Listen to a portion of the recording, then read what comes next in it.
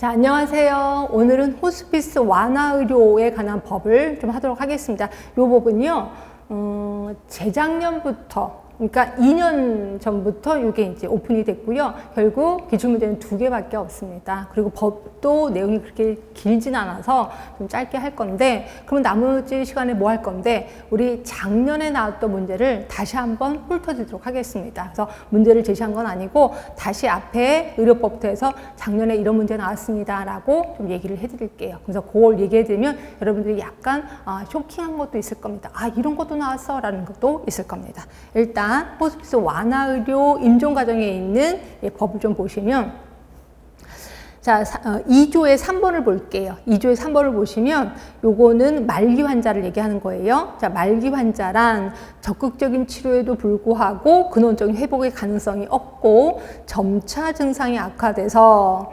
보건복지부령으로 정하는 절차, 기준에 따라 담당 의사와 해당 분야 전문의 1명으로부터 1개월 이내에 사망할 것으로 예상되는 진단을 받은 환자. 아, 의사가 2사람이네요. 담당 의사. 또 한 사람은 그 전문의 1명. 결국 담당 의사하고 전문의 1명. 요 2사람으로부터 수개월 이내에 사망할 것으로 예상되는 진단을 받은 환자를 우리는 말기 환자라고 하는 거고요. 자, 시험 문제 4번 나왔습니다. 연명의료요. 자, 연명의료. 임종 과정에 있는 환자에게 이런 행위를 하는 걸 연명의료라고 하는데, 심폐소생술이요. 그리고 혈액투석이요. 그리고 항암제. 항암제도 연명의료에 속했네. 그리고 인공호흡기 착용. 우리는 인공호흡기 착용 이것만 알고 있는데. 그렇죠? 또 있습니다. 박스 안으로 들어가셔서 시행령 2조에 보시면 체외 생명유지술. 그 다음에 수혈도 있어요. 수혈. 그 다음에 혈압 상승제 투여. 그렇죠? 그 밖에 담당 의사가 환자의 최선의 이익을 보장하기 위해 시행하지 않거나 중단할 필요가 있다고 의학적으로 판단하는 시술. 요게 모두 연명의료입니다. 시험 문제 나왔었으니까 외우셔야 돼. 하여튼 이런 것들을 연명의료라고 하는구나. 뒤로 가시면 6번 볼게요. 호스피스 완화 의료. 자, 요거 나왔습니다. 요것도 시험 문제 나왔었는데, 자, 호스피스 완화 의료는 다음 항목의 어느 하나에 해당하는 질환으로 말기 질환자로 진단받은 환자 또는 임종 과정에 있는 환자와 그 가족에게 통증과 증상의 완화 등을 포함한 신체적, 심리, 사회적, 영적 영역에 대한 종합적인 평가와 치료를 목적으로 하는 의료. 그래서 요 진료 종류가 나왔었는데, 자, 가번에 가로 5번 암입니다. 후천성 면역결핍증, 그다음에 만성 폐쇄성 호흡기 질환, 그 다음에 만성 간경화, 그 밖에 보건복지부령으로 정하는 질환. 그래서 박스 안에 가시면 시행 규칙에 쫙 써 있습니다. 이런 경우를 호스피스 완화 의료의 대상 질환이다 라고 보시면 되고요. 요게 시험 문제 나왔었습니다. 결국 2개 나왔다 라고 표현했습니다. 그렇지만 다른 것들도 보긴 할 거예요. 자, 9번 볼게요. 사전 연명 의료의향서. 혹시 이런 거 얘기 들어보셨을 거예요. 그래서 사전 연명 의료의향서를 이제 작성하는 건데, 모든 나이는 아닌가 봐. 19세 이상인 사람이 자신의 연명으로 중단 등 결정 또는 호스피스에 관한 의사를 직접 문서로 작성한 거를 사전 연명 의료의향서라고 하는 거고, 나이가 19세 이상입니다. 19세 이상. 그 다음에 3조의 기본 원칙이 있는데 보시면 될 것 같고요. 아, 여기서도 기본 계획이 있네. 이름은 7조 종합계획이라고 되어 있습니다. 누가 해요? 보건복지부 장관이 몇 년에 한 번씩? 5년에 한 번씩. 자, 10조 볼게요. 연명의료 계획서 작성했는데, 자, 1번 보시면 담당 의사는 말기 환자, 모든 사람은 아니네. 말기 환자 등에게 연명의료 중단 결정 또는 연명의료 계획서 호스피스에 관한 정보를 제공할 수 있다. 담당 의사가. 자, 동그라미 2번. 근데 거꾸로 말기 환자가 담당 의사에게 나 연명의료 계획서 작성하겠습니다라고 요청할 수도 있대요. 그렇죠?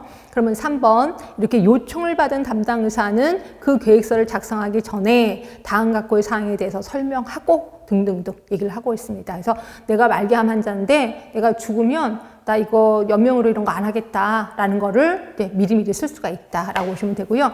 그런데 내가 말기 환자는 아니야. 요즘은 그게 무슨 유행인 것 같아요. 젊은 사람도 나 그 사전 연명의료의향서에서 내가 죽게 되면 연명의료 안 하겠다라고 이걸 작성한다면서요. 이제 그 얘기를 할 건데 11조입니다. 11조를 보시면 보건복지부 장관은 대통령으로 정하는 시설 인력 등 요건을 갖춘 다음 각호의 기관 중에서 사전 연명 의료의향서 등록 기관을 지정할 수 있다. 이런 곳에 가서 저 의향서 쓰러 왔습니다라고 하면 거기서 이제 쓰게끔 해주는 거죠. 1번에 보시면 지역보건의료기관. 앞에 영상에서 지역보건의료기관 하면 보건소, 보건지소, 그리고 건강생활지원센터, 보건의료원, 요걸 얘기하는 겁니다. 그 다음에 의료기관. 그 다음에 네 번째는 비영리법인, 비영리단체. 네 번째, 공공기관. 그 다음에 다섯 번째, 노인복지관도 있네요. 노인복지관에도 사전연명 의료의향서를 쓸 수가 있구나. 그러면 사전연명 의료의향서 누가 작성하는데? 12조 보시면 가로 1번, 직접 본인이 작성합니다. 그래서 본인이 직접 작성하고, 근데 본인이 나중에 취소하면 취소할 수도 있습니다. 하여튼 요거. 그러면 20조 요 기록의 보존 몇 년 한대요? 10년 동안 보존해야 된다라고 되어 있습니다. 그래서 의료기관의 장은 연명의료 중단 등 결정, 그 이행에 관한 다음 각호의 기록을 10년 동안 보존한다라고 되어 있습니다. 예, 이렇게 해서 간단하게 끝나면 될 것 같고요.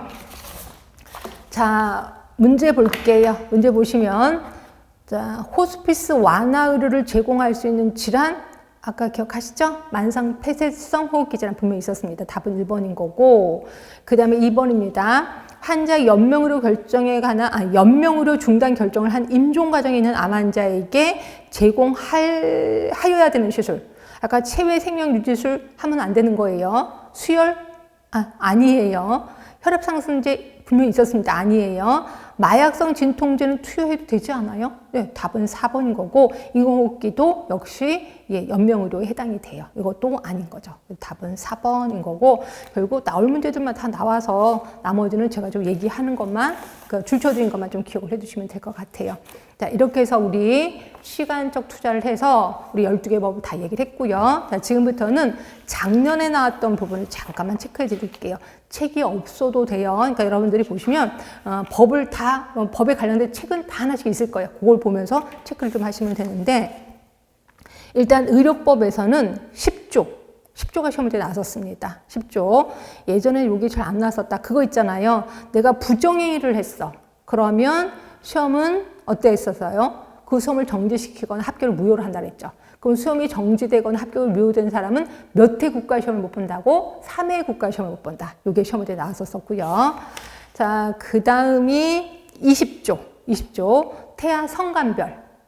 태아 성간별 하면 안 되는 건 아시죠? 근데 몇 주 이후에는 알려줘도 괜찮아요. 몇 주? 32주 이후에는 알려줘도 괜찮다. 이게 시험 문제에 나왔었고요. 자, 그 다음에 우리 보수교육. 30조입니다. 의료법 30조에 보시면 그 보수교육 얘기가 나오고 정확히 따지면 시행규칙 20조입니다. 시행규칙 20조의 보수교육에 혹시 면제자가 있고 유예자가 있는 건 아시죠? 그래서 시험 문제는 유예자가 누구냐? 이게 한번 시험 문제에 나온 적 있었을 겁니다. 그러니까 이게 작년에 나왔다는 거죠. 6개월 이상 환자 진료 업무에 종사하지 아니한 사람. 이 부분은 워낙 단골 문제이기 때문에 여러분들도 나왔을 때 그렇게 뭐 당황하거나 이러지는 않았을 것 같아요. 그 있고, 자, 그 다음에 또 나왔던 게 그거 나왔었어요. 33조요. 자, 의료기관 개설이요. 그래서 뭐 내가 의원급을 개설할 거야. 그러면 시군구청장에게 신고. 그다음에 병원급을 개설할 거야. 시도지사의 허가. 뭐 이런 거 있었었잖아요. 그리고 또, 그죠. 그쪽 부분이 좀 시험 문제에 나왔었습니다. 근데 병원인데 시도지사의 허가가 아니라 허가뿐이 아니라 무슨 위원회 이런 얘기도 했을 거야. 시도의료기관 개설위원회 심의를 거쳐서 막 이런 것들이 이제 시험 문제에 좀 나왔었고요. 그럼에도 불구하고 내가 분명히 이런 걸 다 갖춰 있어. 그럼에도 불구하고 개설할 수 없는 경우가 있어요. 요게 시험 문제에 나왔었는데 깜짝 놀랐습니다. 왜냐면 요게 그 33조에 동그라미 7번에 해당되는 거거든요. 자, 내가 분명히 이런 걸 다 갖췄어. 시도지사에게 다 허가를 받았어. 그런데도 개설할 수 없는 경우가 약국시설 안에 의료기관이 세워져. 또는 약국의 부지 일부를 분할받아서 의료기관을 세워. 또는 약국과 전용 복도가 있어. 그렇죠? 그러니까 제가 우리 동네에 의원이 있었는데 2층에 있었거든요. 그래서 2층에 올라가서 진료를 보고 이제 나가려고 했더니 거기 있는 간호사분이 그쪽은 입구고요. 출구로 가세요. 이러는 거예요. 그래서 제가 출구로 그 계단을 좀 내려왔는데 내가 어느새 약국 안에 들어가 있는 거야. 이게 약국과 의료기관 전용 계단이 있었던 거죠. 이런 것들은 모두 안 되는 거야. 이거는 언제부터 그랬냐면 의약 분업 이후로 만들어진 거다. 이렇게 보시면 돼서 이 부분이 시험 문제 나왔어서 조금 사람들이 그때 여러분들이 조금 약간 쇼킹했었을 겁니다. 그래서 항상 제가 그랬잖아요. 기존에 나왔던 것들만 나오는 게 아니라 약간씩 그와 관련된 것들이 시험 문제 나온다. 그래서 약간 그러니까 기출 문제만 공부하신 분들은 이런데 이제 황당한 거죠. 본인이 이렇게 요번 문제가 어려워. 근데 그 부분에 다른 조항이 좀 나왔다라고 보시면 될 것 같아요. 하여튼 이 부분이 나왔었고, 그 다음에 또 어디서 나왔었냐면 65조요. 65조 면허 취소. 면허 취소에 일회용 주사기를 여러 번 사용해서 그 신체에 중대한 위해를 끼쳤을 때. 이럴 때는 어떻게 되느냐? 면허 취소. 이건 아주 단골 문제였었으니까 쉽게 답을 고르셨을 거고요. 그렇게 해서 나왔고, 보건의료 기본법에서는 그게 나왔어요. 자, 37조의 2, 보건의료 기본법 37조 2에 기후변화에 따른 국민건강영향평가거든요. 이쪽 부분이 한 번도 시험 문제 안 나왔다가 처음으로 나온 겁니다. 자, 국민의 건강을 보호 증진하기 위해서 지구온난화든 기후변화를 국민 건강에 미치는 영향을 5년마다 조사평가한다는데 누가 조사평가하느냐? 이게 시험 문제 나왔거든요. 질병관리청장이었었습니다. 그래서 이것도 나오지 않은 문제가 나왔기 때문에 조금 당혹해 했겠다라는 생각이 듭니다. 자, 그 다음이 응급의료에 관한 법에서는 8조. 그거 있었었잖아요. 응급환자가 2명 이상이야. 그러면 더 의학적으로 더 위급한 사람부터 해준다라고 했잖아요. 몇 명 이상이면 이게 시험 문제 나왔었습니다. 그래서 의학적 판단에 따라 더 위급한 환자부터 응급의료를 행하는데 몇 명 이상인 경우, 2명. 그래서 뜬금없이 2명이 중요하진 않은데 여기 한번 시험 문제 나왔어서 하여튼 그런 거고요. 이것도 쉽게 고르긴 했었을 거예요.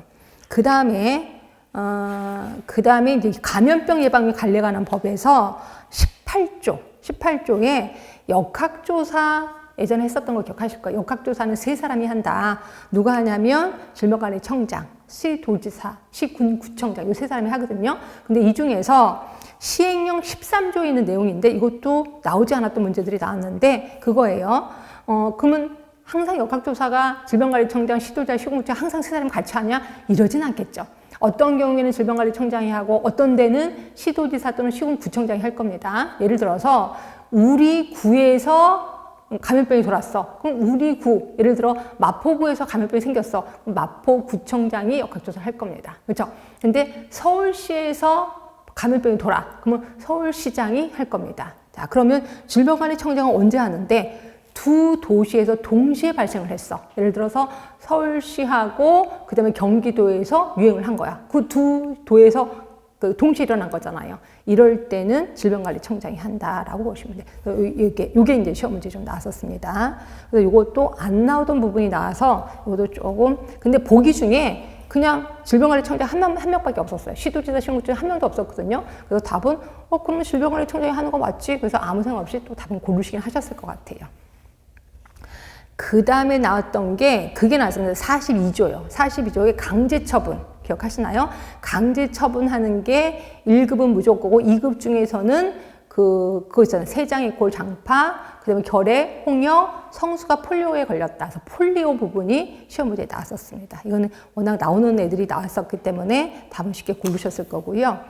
그 다음이 검역법으로 들어가셔서 얘도 워낙 단골인 검역 감염병의 최대 잡복기, 특히 콜레라 며칠이냐? 여기 한번 시험 문제 나왔고 이것도 그렇게 어렵진 않았을 겁니다.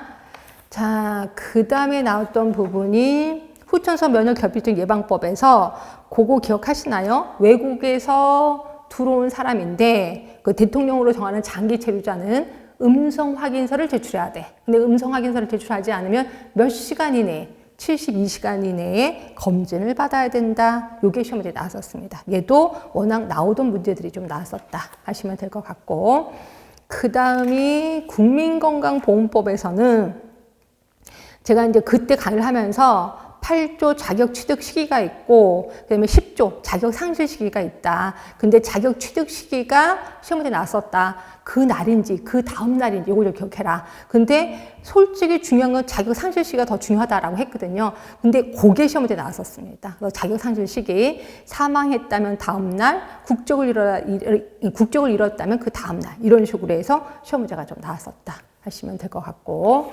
자, 그 다음에 요양비. 그래서 그 요양급여가 아니라 돈으로 주는 요양비. 그래서 제가 길거리에서 아기를 낳았다. 그랬을 때는 의료기관에 가는 돈이 나한테 온다라고 했거든요. 이게 요양비. 그래서 시험 문제는 어떤 사례를 제시했고, 뭐 양수가 터졌다. 그래서 할 수 없이 집에서 아기를 낳았다. 이럴 때 이 사람이 받을 수 있는 건 뭐냐?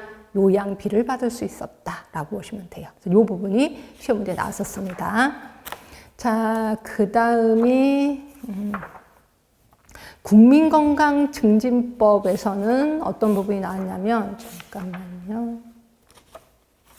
국민건강증진법에서는 아까 제가 강의하면서 그 이전 영상에서 18조 보시면 구강건강검사에서 대통령으로 정하는 사업의 불소용 용액 양치 사업이라는 게 있었다 그랬잖아요. 이 부분이 시험 문제 좀 나왔었고요.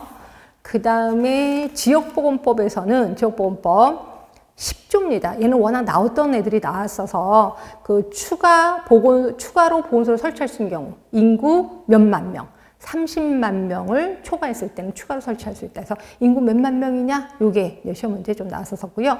대부분 우리 그 간호사 쪽의 법규는요, 새로 법이 개정이 됐어. 그럼 바로 그 해에 나오진 않았거든요. 근데 요게 그 법이 개정된 지 얼마 안 됐는데 바로 시험 문제가 나온 겁니다. 그래서 지금 법의 그 판도가 좀 바뀌고 있구나. 법이 개정되면 대부분 1년 지나서 나왔는데 바로 나왔다. 이렇게 생각하시면 돼요. 그래서 이것도 좀 기억을 해주시면 되고.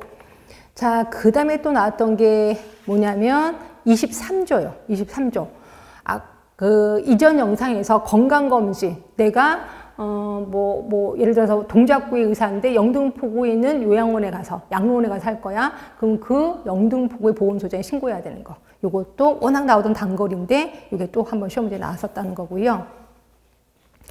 그 다음에 그 혈액관리법. 혈액관리법은, 이전 영상의 위자료 기억하시나요? 그래서, 혈액원이 아무 잘못이 없어. 그런데도 특정 수술 부작용이 발생됐다라고 하면 그래도 잘못은 없지만 그래도 돈을 준다 그랬습니다. 그걸 위자료. 이게 이제 시험 문제 나왔었고 워낙 나오던 애들이 나왔었다라고 보시면 돼요. 자, 그 다음에 마약류 관리에 관한 법에서는 그 39조요. 39조를 보시면 마약 사용 금지. 그러니까 마약 중독자한테 마약을 사용하면 안 돼. 근데 사용을 할 수 있는 경우가 있어요. 누구의 허가를 받으면 되냐면 보건복지부 장관, 시도지사의 허가를 받으면 돼. 누가? 치료보호기관에서. 그러면 마약을 투약할 수 있다. 이렇게 하시면 될 것 같고, 마지막에 호스피스, 요게 이제 연명의료. 그러니까 연명의료의 그 종류. 뭐 심폐소생술, 혈액투석, 항암제 뭐 이런 거. 그렇죠? 그래서 요 부분이 시험 문제에 나왔었다라고 보시면 돼요. 결국 지금까지 법은요, 나왔던 것들이 나왔다가 작년부터 약간 틀어지기 시작했습니다. 물론 같은 조항에 다른 호수 이런 것들이 나왔고 시행령도 조금씩 나오기 시작합니다. 그리고 개정된 지 1년도 안 되는 애들이 나오기 시작했어요. 그래서 법은 절대로 기출문제, 그 문제집만 갖고 공부를 하다 보면 정말 어려울 거예요. 그래서 그 법문을 보시는 게 제일 좋겠다라고 생각하시면 될 것 같아요. 그래서 혹시 여러분들 영상 보고 약간 궁금한 게 있다. 그러면 댓글에 질문 달아주시면 언제든지 제가 답글로 답을 달아드리도록 하겠습니다. 지금까지 장장 시간적 투자 엄청 많이 했습니다. 고생 많이 하셨습니다.